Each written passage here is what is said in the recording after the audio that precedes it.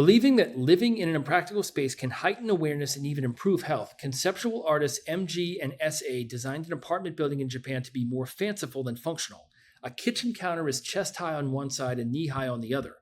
A ceiling has a door to nowhere. The effect is disorienting but invigorating. After 4 years there, filmmaker NY reported significant health benefits. Best states the main idea. Although inhabiting a home surrounded by fanciful features such as those designed by G&A can be rejuvenating, it is unsustainable.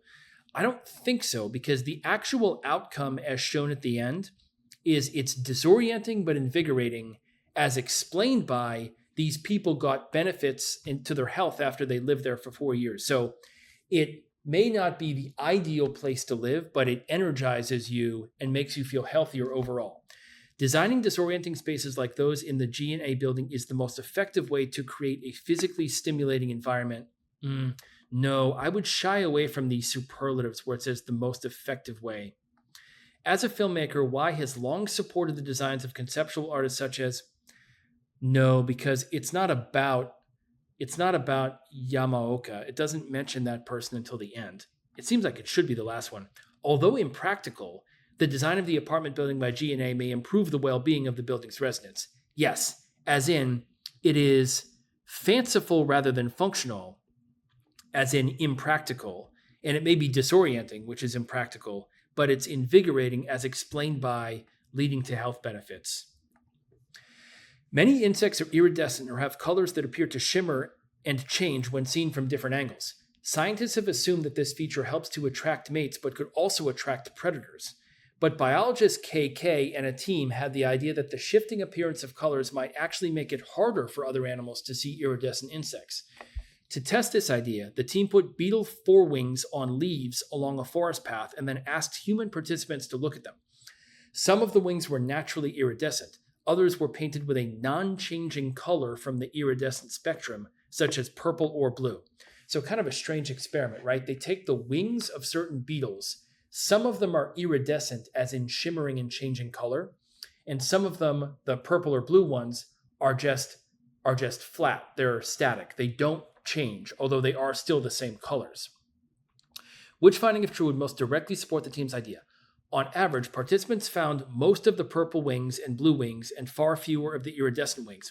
Well, that seems to match up, as in they could find the ones that don't shiver, but they could not find the ones that were shimmering. On average, participants found the iridescent wings faster than they found... Well, no, that's the exact opposite. Some participants reported that the purple wings were easier to see than the blue wings. No, because that differentiates between the two colors of the non-shimmering. Some participants successfully found all the wings. No, it has to compare them.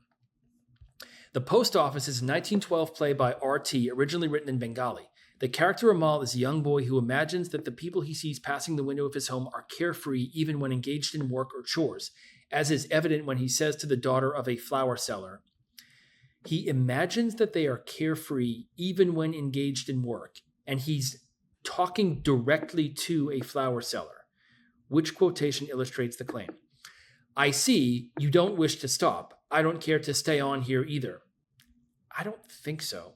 Oh, flower gathering. That is why your feet seem so glad and your anklets jingle so merrily as you walk. Yes, this has the imagery of imagining that someone is carefree, is ebullient, is joyous while they're going about their tasks. I'll pay when I grow up, before I leave to look for work out on the other side of that stream there. I don't think so. Wish I could be out too. Then I would pick some flowers for you from the top. No.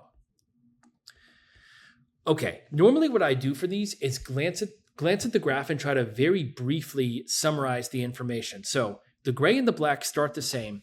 The gray decreases more moderately, while the black decreases more swiftly.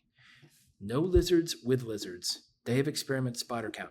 To investigate the effect of lizard predation, as in lizards eating, on spider populations, a student in a biology class placed spiders in two enclosures, one with lizards and one without, and tracked the number of spiders in the enclosures for 30 days. The student concluded that the reduction in the spider population count in the enclosure with lizards by day 30 was entirely attributable to the presence of the lizards. So that person is saying the reason that the spider count went down is that the lizards preyed on them, and that's the only explanation. Which choice best describes data from the graph that weaken the student's conclusion? The spider population count was the same in both enclosures on day 1. So that's true, but not the answer. This is the trick wrong answer. So if you don't read the question, you would look at A and think it was perfect. But of course, that has nothing to do with commenting on her conclusion. The spider population count also substantially declined by day 30 in the enclosure without lizards. That seems logical. So if the population went down even without the lizards, as in the light gray bars went down, then the decline in the spiders was not entirely attributable to just the lizards. The obvious explanation instinctively being that the spiders just died of natural causes over the course of a month. So I think it's that. The largest decline in spider population count in the enclosure with lizards occurred from day 1 to day 10. Well, that's true, but not the answer. The spider population count on day 30 was lower in the enclosure with lizards than in the enclosure without lizards. Again, that's true, but not the answer. Many mosquito repellents contain natural components that work by activating multiple odor receptors on mosquitoes' antennae. As the insects develop resistance, new repellents are needed. KD and her team found that EBF, a molecular component of a chrysanthemum flower extract, can repel mosquitoes by activating just one odor receptor, and this receptor, OR13, is present in all mosquito species known to carry diseases. Therefore, the researchers suggest that in developing new repellents, it would be most useful to... So this person and her team found a quicker, more general, more broadly applicable way to do it. So instead of the insects developing resistance, this one component apparently solves the problem better, which most logically completes the text. So instinctively, I would have said it would be useful to go ahead and do this, whatever it is. Identify molecular components similar to EBF that target the activation of OR31 receptors. Maybe. Investigate alternative methods for extracting EBF molecules from chrysanthemums. Well, not quite. That would be how you get the EBF out of the flower. It's more like you should use the EBF or something like it because it solves the problem. So no. Verify the precise locations of OR13 and other odor receptors on mosquitoes' antennae. I don't think so. The exact location on their antennae, I don't think so. Determine the maximum number of odor receptors that can be activated by a single molecule. Well, no, because that doesn't connect with the EBF at all. So instinctively, I think it's A. EE is a Eurasian plant that has become invasive in North America, where it displaces native vegetation and sickens cattle. EE can be controlled with chemical herbicides, but this approach can also kill harmless plants nearby.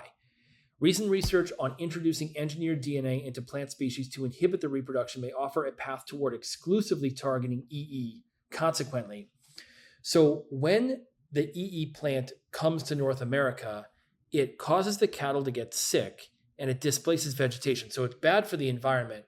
You can control it with chemical herbicides, but the chemical herbicides also have other consequences. Engineered DNA seems to solve this problem, which logically completes the text. Making individual EE plants more susceptible to existing... I don't think so. Enhancing the ecological benefits of EE in North America? Definitely not. Enabling cattle to consume EE without becoming sick? Maybe. Reducing invasive EE numbers without harming other organisms? Yes. Yes. Inhibit their reproduction toward exclusively targeting EE? Yes, as in you can get rid of just that plant rather than harming other plants. Yes. While many video game creators strive to make their graphics ever more blank, others look to the past, developing titles with visuals inspired by the 8-bit games of the 1980s and 1990s. Well, instinctively, I paused right here. To make their graphics ever more lifelike, others look to the past, is C. As British scientist PB has observed, the Earth is not a very good timekeeper. Earth's slightly irregular rotation rate means that measurements of time must be periodically adjusted. Specifically, an extra leap second is blank time based on the planet's rotation lags a full 9/10 of a second behind time kept by precise atomic clocks. An extra leap second is added whenever time based on the planet's rotation lags a full 9/10 of a second behind time kept by precise atomic clocks. Well, it's not B as in boy, because the thing after the semicolon is not a sentence on its own, right? Whenever time based on, that's only a fragment, so it's not this. That's also why it's not C as in cat. So it comes down to a question of whether you would pause. I'm going to say it both ways, but ignore what's in the parentheses. Here's A. Specifically, an extra leap second is added whenever time based on the planet's rotation. Or here's D. Specifically, an extra leap second is added whenever time based on the planet's rotation. Yeah, it's D. Makes more sense without a pause. In Death Valley National Park's racetrack playa, a flat, dry lake bed, are 162 rocks, some weighing less than a pound but others almost 700 pounds, that move periodically from place to place, seemingly of their own volition. Racetrack-like trails in the blank mysterious migration. This is possessive, right? So playas, well, it says there's only one playa, so it must be singular possessive, which gets rid of the non-possessive and the plural possessive.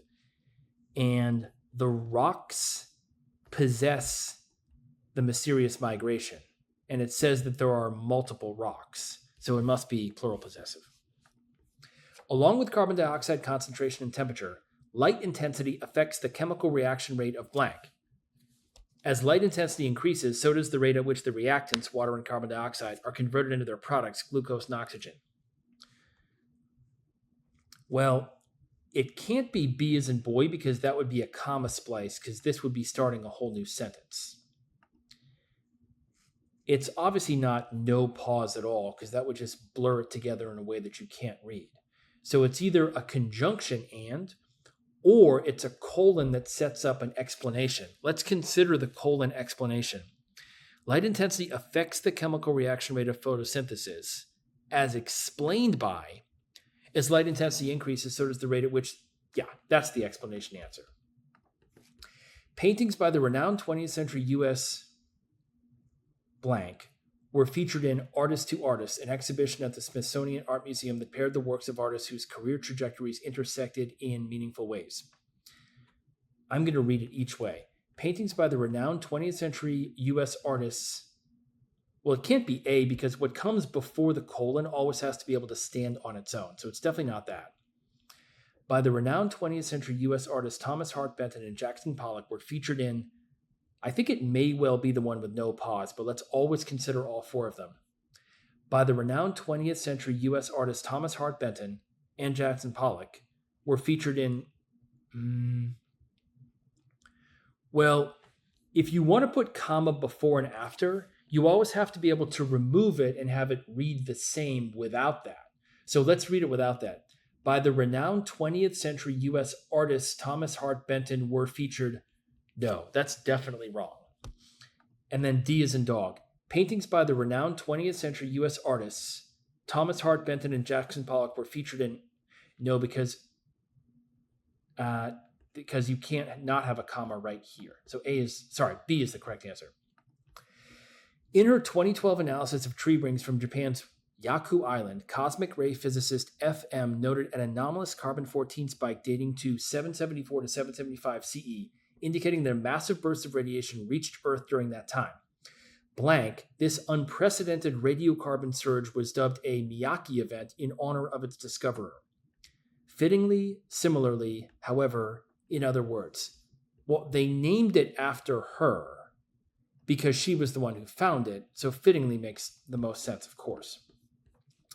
One poll taken after the first 1960 presidential debate suggested that John Kennedy lost badly. Only 21% of those who listened on the radio rated him the winner. Blank, the debate was ultimately considered a victory for the telegenic young senator, who rated higher than his opponent, Vice President Richard Nixon, among those watching on the new medium of television. So, these are opposites. If you listened to the radio, you thought Kennedy lost. But the telegenic young senator, who is, of course, Kennedy himself, got rated higher than his opponent if you were watching television. So since the second part goes against it, it could have been however, or even but. In other words, therefore, likewise, nevertheless. It has to be nevertheless. That's the only one that's effectively an opposite. In his 1925 book, The Morphology of Landscape, U.S. geographer C.S. challenged prevailing views about how natural landscapes influence human cultures. Blank, S argued that instead of being shaped entirely by their natural surroundings, cultures play an active role in their own development by virtue of their interactions with the environment. Is it similarly, finally, therefore, or specifically? It seems that this is an example fact that shows how he shows the details of challenging prevailing views. Yeah, as in instead of the prevailing, it's actually this. So specifically makes the most sense. Okay, I always jump right to here. Wants to indicate where the D fossil was found, where it was found. The D fossil was found in western India's Thar Desert. Sounds good. B's team recently found the oldest D fossil ever recovered. No, that doesn't say where. Dr. S.B. of the Indian Institute of Technology is part of a research team. Well, no, of course not. That doesn't say where. The fossil, which is from the D dinosaur group, is 167 million years old. No, again, that doesn't say where. Wants to specify the reason the Pleiades' appearance changed. The reason it changed. Ancient Native American and Australian Aboriginal cultures described the Pleiades, which was referred to in Greek mythology as the Seven Sisters, as having 7 stars. Well, no, that doesn't even mention a change. Although once referred to as the Seven Sisters, the Pleiades appears to have only 6 stars today. Well, that might mention a change, but it doesn't explain the reason. In the time since ancient cultures described the Pleiades as having 7 stars, 2 of the cluster stars have moved so close together that they now appear as one. That sounds good. The Pleiades has 7 stars, but 2 are so close together that they appear to be a single star. Well, no, because that doesn't say the reason they changed. So it's C. Emphasize the significance of O's discovery. O's 1955 discovery of PNPase proved critical to deciphering the human genetic code, leading to a better understanding of how genetic variations affect human health. That sounds good. O first discovered PNPase, an enzyme that he hypothesized contained the genetic... No, because that doesn't say the significance. In 1955, O discovered PNPase, the PNPase enzyme, which is involved in both the creation and degradation. Again, that doesn't say the significance. Though his discovery of PNPase was critical to deciphering the human genetic code, O incorrectly hypothesized... Well, no, it can't be that because the significance has to focus on the positives. So A makes much more logical sense. The student wants to emphasize the decline in unique apple varieties in the U.S. and specify why this decline occurred. The decline in unique apple varieties in the U.S. and specify why that occurred. The Lost Apple Project is dedicated to finding some of the apple varieties lost following a shift in agricultural practices in the mid-1900s. I don't think that emphasizes the decline in unique varieties. It just says they're finding some of them. I'm going to leave that. While over 14,000 apple varieties were grown in the U.S. in the late 1890s, only 15 unique varieties make up most of the apples sold today. No, because that doesn't say why the decline occurred. Since the rise of industrial agriculture, U.S. farmers have mainly grown the same few unique apple varieties, resulting in the loss of thousands of varieties less suitable for commercial growth. Perhaps. As industrial agriculture rose to prominence in the mid-1900s, the number of crops selected for cultivation decreased dramatically. Well, no, because that's not apples in particular, and it's also not in the U.S. in particular. So C is the best answer.